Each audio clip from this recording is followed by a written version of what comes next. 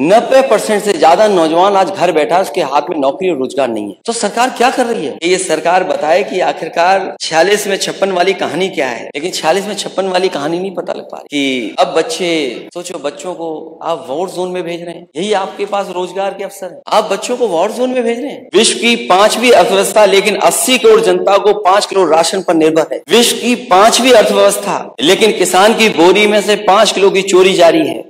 यहाँ कुछ और कहता है, वहां कुछ और कहता है, हकीकत कुछ है लेकिन दास्तां कुछ और कहता है। हजूरे आला आज तक खामोश बैठे इसी गम में, हजूरे आला आज तक खामोश बैठे इसी गम में, महफिल लूट ले गया कोई जबकि सजाई हमने। क्या लखनऊ की मेट्रो आपकी सरकार लाई थी? तस्वीर तो अपनी लगा दी। यही तो कर सकते हैं आप, और क्या कर सकते हैं? क्या लखनऊ की मेट्रो आप लाए थे? और अगर आप लाए थे तो जहां तक जाती वहां से वापस क्यों आ जाती है? दूसरे सेक्शन में क्यों नहीं गई अभी तक? 7 साल हो गए डबल इंजन की सरकार के, 7 साल हो गए, वो मेट्रो वहीं से लौट के आ जाती है।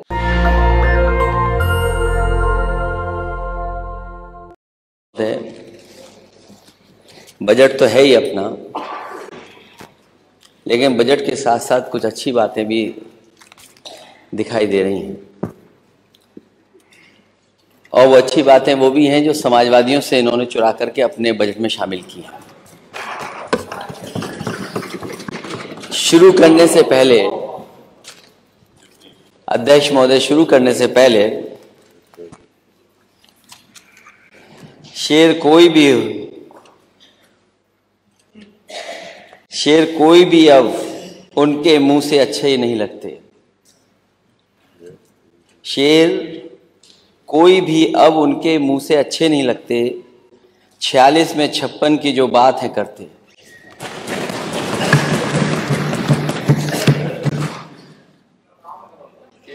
ये बजट जो पेश हुआ है, इतना बड़ा बजट, और हर बार ये कहा जाता है कि अब तक का सबसे बड़ा बजट, और अगर सबसे बड़ा बजट है तो ये सरकार खर्च क्यों नहीं कर पा रही है? जो एक्चुअल टोटल बजट है, जो प्रोविजंस हैं, और जो एक्चुअल एक्सपेंडिचर, उसमें फर्क क्यों है? अध्यक्ष महोदय, मुझे उम्मीद है कि वित्त मंत्री जब अपनी बात रखें तो ये भी बताएं कि पिछली बार जिन जिन विभागों में बजट आपने दिया था, जो प्रोविजंस किए थे आपने, वो एक्सपेंडिचर में क्या दिखाई दे रहे हैं? आखिरकार सरकार खर्च क्यों नहीं कर पा रही है? अगर बजट इतना बड़ा है तो खर्च कितना है? अगर हम एक एक विभाग का देखें, हाउसिंग डिपार्टमेंट, मैं करोड़ों में कह रहा हूं, जो प्रोविजन किया गया था वो 7360, जो खर्च हुआ है 4325। इंडस्ट्री डिपार्टमेंट 1938, खर्च हुआ है 464.00। इंडस्ट्रीज 81 करोड़ का बजट था, खर्च आपने 30 करोड़ किया है। Industry department for khadi and village industry, आपने बजट प्रोविजन किया 144 करोड़, खर्च किया आपने 90 crore. Industry department handloom industry, आपने प्रोविजंस किए 1780, खर्च किया 437। जो सरकार खर्च नहीं कर पा रही है पैसे, जो सरकार जनता तक अपनी चीजों को नहीं पहुंचा पा रही है, तो वो क्या रास्ता अपना रही है? शेर और शायरी का। क्या शेर और शायरी से जमीन तक बातें पहुंच जाएंगी? और अध्यक्ष महोदय, मैं कहूंगा कि जो जो मैंने कहा है, इसकी कम से कम सच्चाई सदन जाने कि आखिरकार सच्चाई क्या है, कि आप बजट खर्च क्यों नहीं कर पा रहे हो, या फिर आप जो प्रोविजन कर रहे हो वो आपके आंकड़े गलत हैं, जो प्रोविजन कर रहे हो वो आंकड़े गलत हैं, या फिर जो खर्च करने जा रहे हो वो आंकड़े आपके गलत हैं। और फिर अगर आपका ये 24 का बजट आया ही है,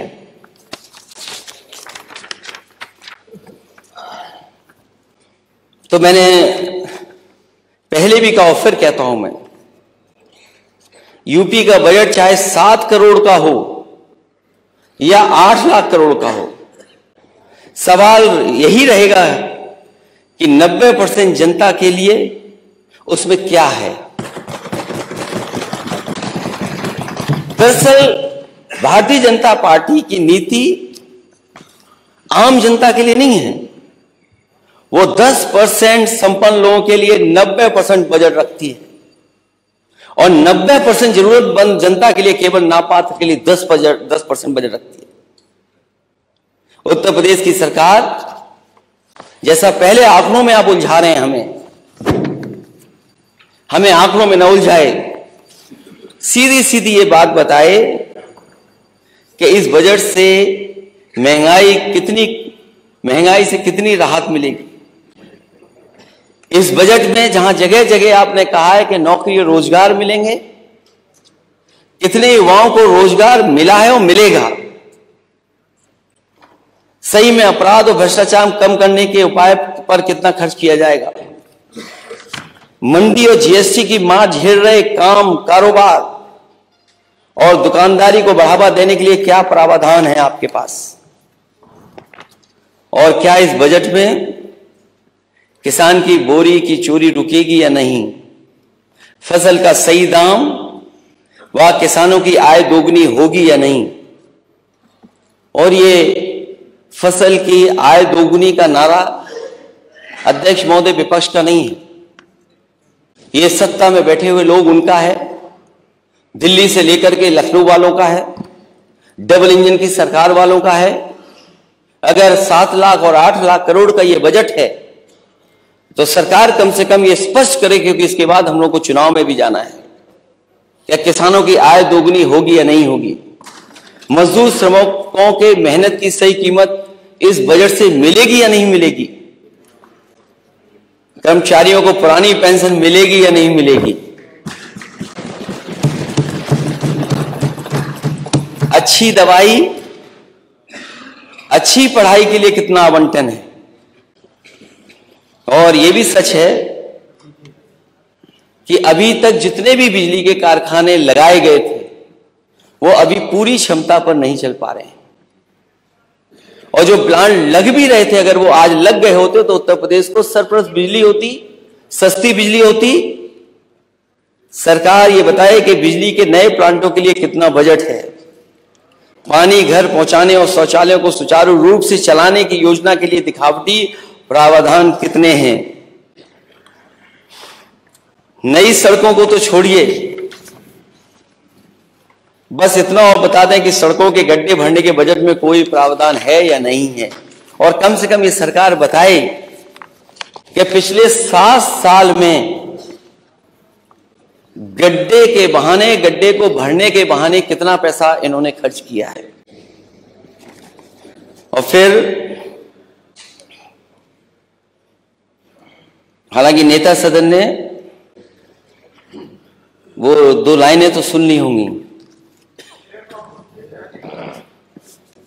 बड़ा हुआ तो क्या हुआ जैसे पेड़ खजूर,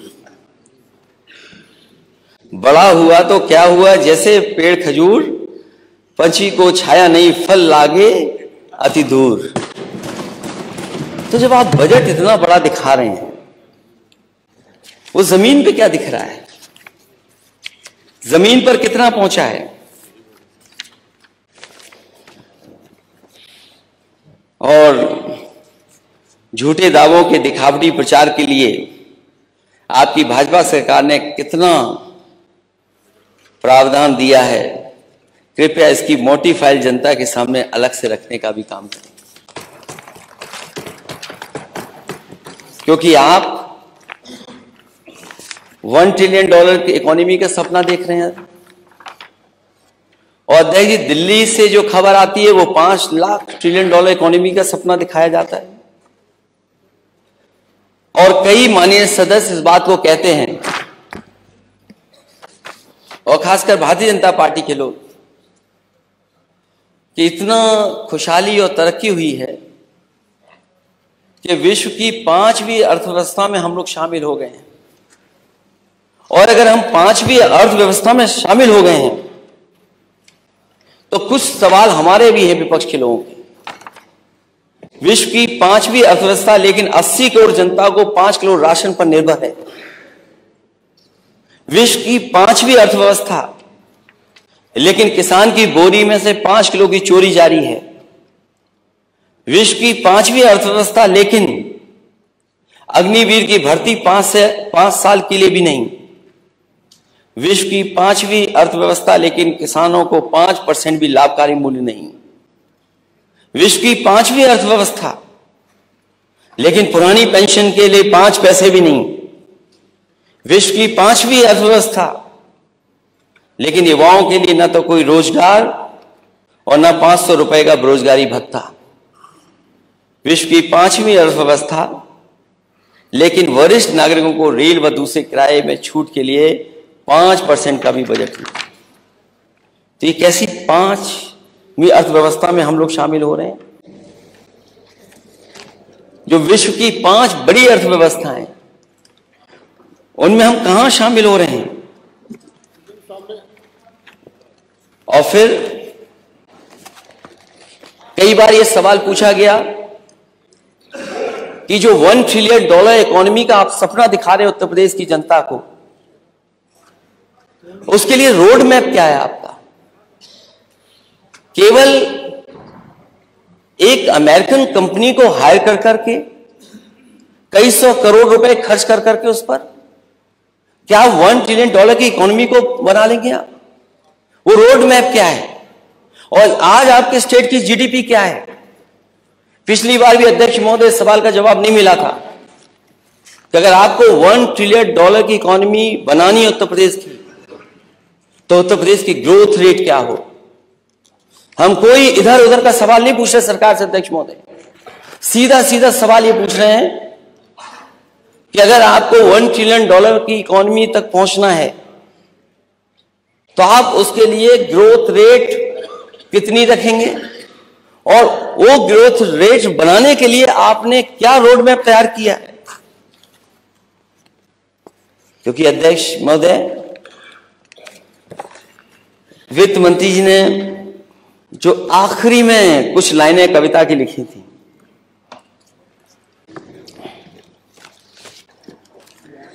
जो आखिरी में कुछ कविताओं की लाइन लिखी थी, वो समाजवादियों की कविता थी। मुझे समझ में नहीं आता अध्यक्ष महोदय, इतने बड़े बजट में समाजवादियों की कविता कैसे आ गई? और अध्यक्ष महोदय, यह बात हमारे वित्त मंत्री ज्यादा स्पष्ट कर देंगे, क्योंकि अपने शेयर तो वो कम रखते हैं, दूसरों के शेयर ज्यादा पड़ते हैं।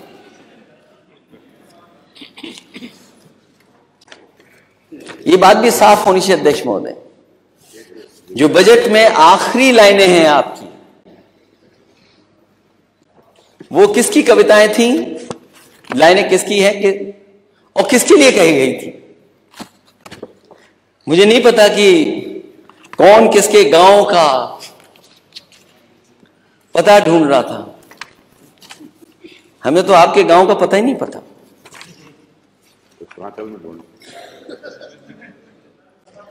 किसी के नाम से मशहूर होकर गांव चलता है, हमें तो आपके गांव का नाम ही नहीं पता। क्या वजह है? मैं जानता हूं किसके लिए थी ये कविता। ये बात तो आप भी जान गए हो, ये बात तो आप भी जान गए। आप जान गए, मैं जान गया, आपके माननीय सदस्य शायद न जान पाए हों। उन्हीं की जिनकी वो 4 लाइनें इन्होंने पढ़ी हैं, उन्हीं से मैं फिर लाइन मांग के ले आ गया। यहां कुछ और कहता है, वहां कुछ और कहता है, हकीकत कुछ है लेकिन दास्तां कुछ और कहता है।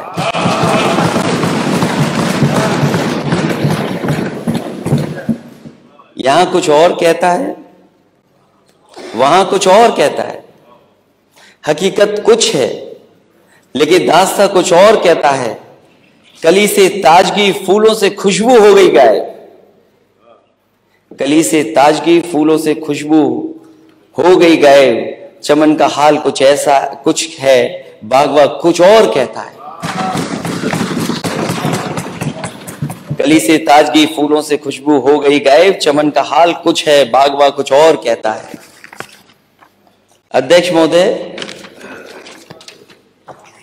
पहचान गांव की,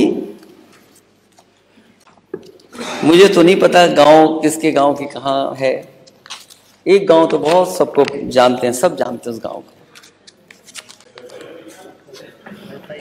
सब जानते हैं उस गांव को।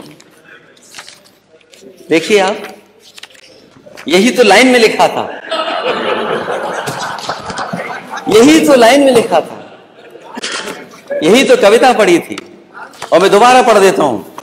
और इनके गांव कहां है ये बता दें खुद जब भाषण देता। तुम्हारी शख्सियत से ये सबक लेंगी नस्लें, वही मंजिल पर पहुंचा है जो अपने पांव चलता है।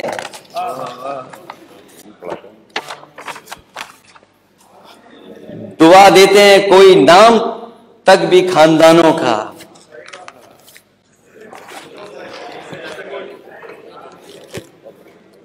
दुआ देता है कोई नाम तक भी खानदानों का, किसी के नाम से मशहूर होकर गांव चलता है। अरे अपना गांव तो बता दो, कौन सा है आपका गांव? अपना गांव तो बता दो।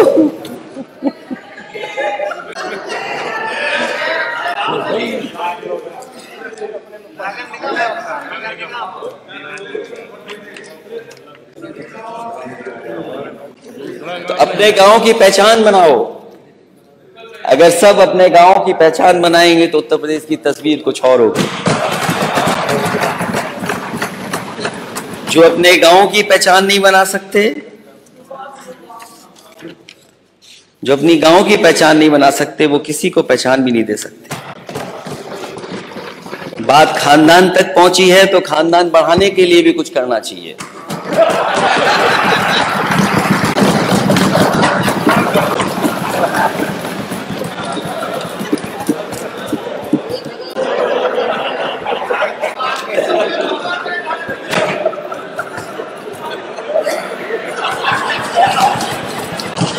अब तो बात पहुंच गई कहां पहुंचनी थी।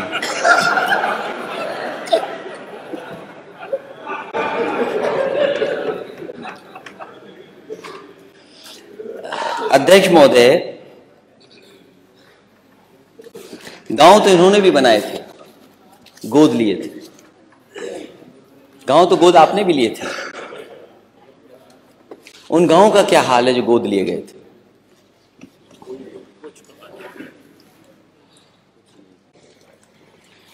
अब तो आपके वहां पांव नहीं पड़ते जिन गांव को आपने गोद लिया। क्या वजह है? क्या वजह है कि जिन गांवों को आपने गोद लिया था उन गांवों में आपके पांव भी नहीं पड़ रहे? तो सोचो, अपने गोद लिए हुए गांव का ये हाल है। हालांकि ये बात कही गई कि मैंने प्रभु राम का नाम नहीं लिया। जब प्रभु राम दिल में ही बसते हो तो फिर नाम लेने की जरूरत क्या है?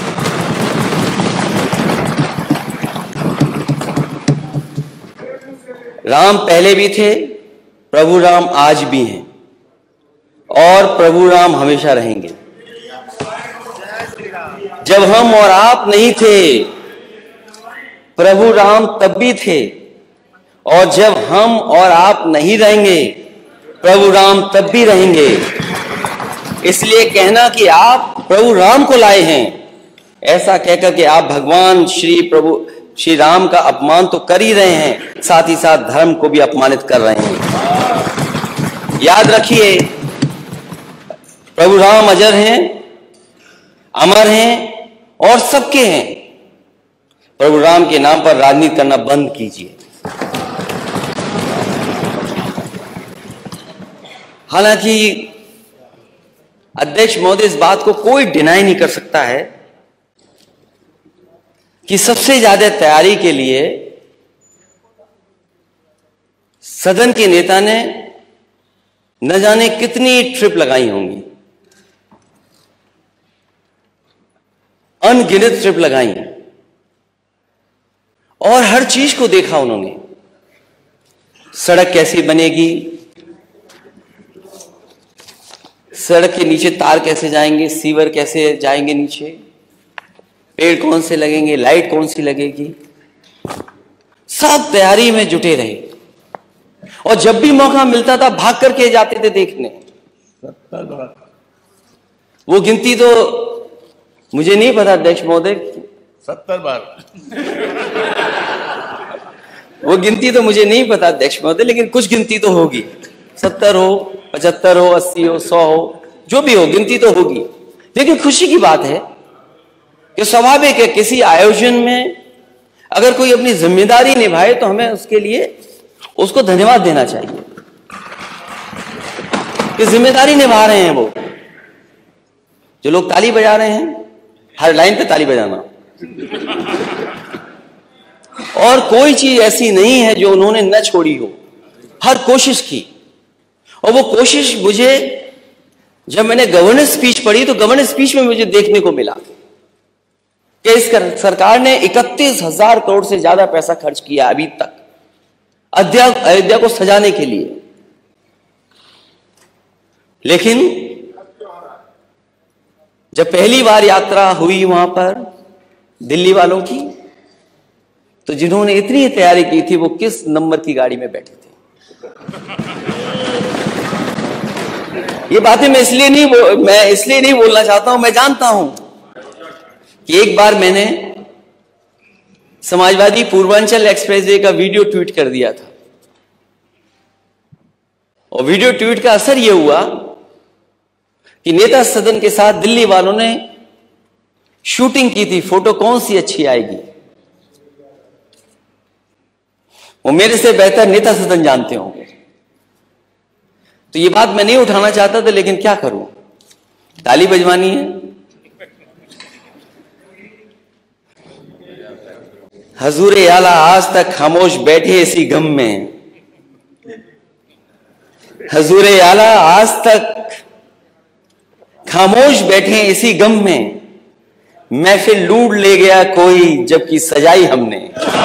नेशनल दस्तक की आपसे गुजारिश है कि अगर इसको बचाना चाहते हैं तो नेशनल दस्तक को सब्सक्राइब करने के लिए रेड कलर के सब्सक्राइब बटन को दबाएं, फिर बेल आइकन की घंटी दबाएं।